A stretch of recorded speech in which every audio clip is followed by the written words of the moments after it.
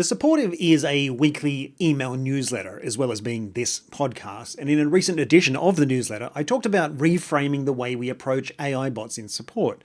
And I'll include a link to that newsletter in the show notes, but here's the short version. Instead of trying to force AI bots into the role of replacing live human support, which is something they just can't do well enough much of the time, we should think of them as much better ways to get into a self-service experience, which is something they could really do well.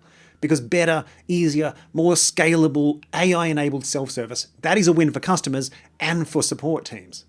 And recently, one newsletter subscriber, Ita, replied to the newsletter, firstly with some very useful information about the application of the German word Schadenfreude, but secondly, she wanted to ask this question.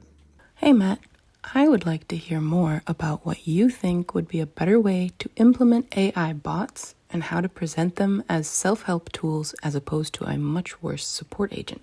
Which is a great question to ask because, yeah, it's easy for me to make a pronouncement about what should happen, but then implementing that in practice, so much more complicated. So I wanted to briefly address Ida's question today. Because if our goal is to have people, and when I say people, I mean not just customers, but our own support team and the rest of the company, if our goal is to have them think about chatbots as self-service tools, we need to do some work to define them in that way for those people. So let's start by going back to 1969. You might remember something was happening with the moon that year, but in Australia, we were just getting our very first ATMs. And here's how our Australian ABC described them. Well, in this world of instant everything, everybody's familiar with instant coffee in little packets, instant tea in little bags, instant pudding, and even instant mashed potatoes now.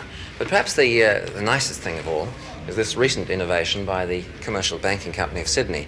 It's a little card that brings you instant cash. And all you do is this. These machines you'll be seeing before too long, in about 6 weeks' time actually, on the bank's walls around Sydney. And all you do is just place this card in here, in the slot. It's taken inside. You wait for a light to come on and you press 6 digits.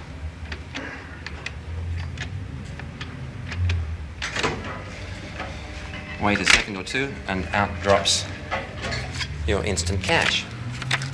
$25 of it.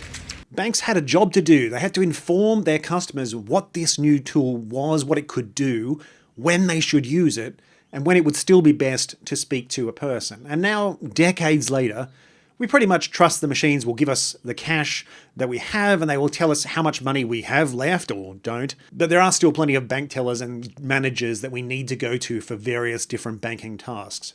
ATMs have a defined role, and that role is set by the limitations of those machines, the physical locations that they're in, the interfaces that they build them into, the software that they run, and also by how banks allow them to be used. Self-service for online businesses using generative AI tools, that's going to be hard to roll out smoothly because they are at once much more capable than an ATM, but also much less clearly defined. You can't have a conversation with your ATM.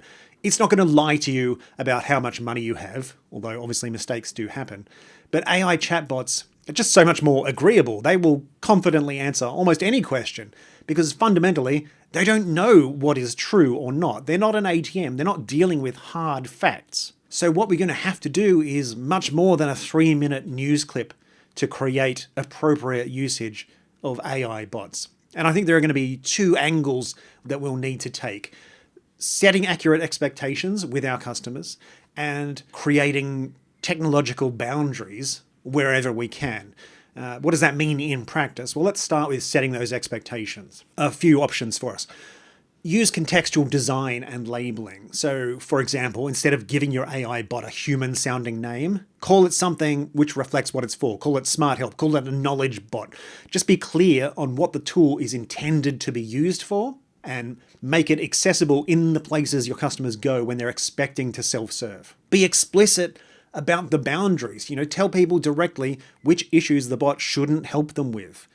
You might tell them that for plan changes, that for refunds, that for account ownership questions, that they need to go to a person. You can prompt the bot to focus on its role as a self-service machine. You're going to have the bot itself, through its welcome text, in its responses, reinforce the idea that it is there to help people help themselves.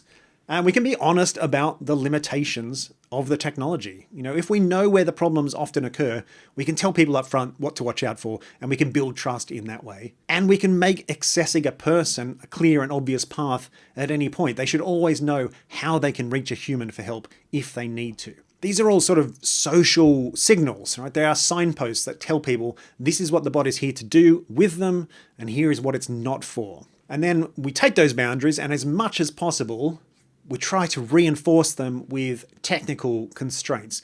And the practicalities of that's going to depend on your specific bot and the implementation of it. But it might include things like training the bot just on your specific knowledge base.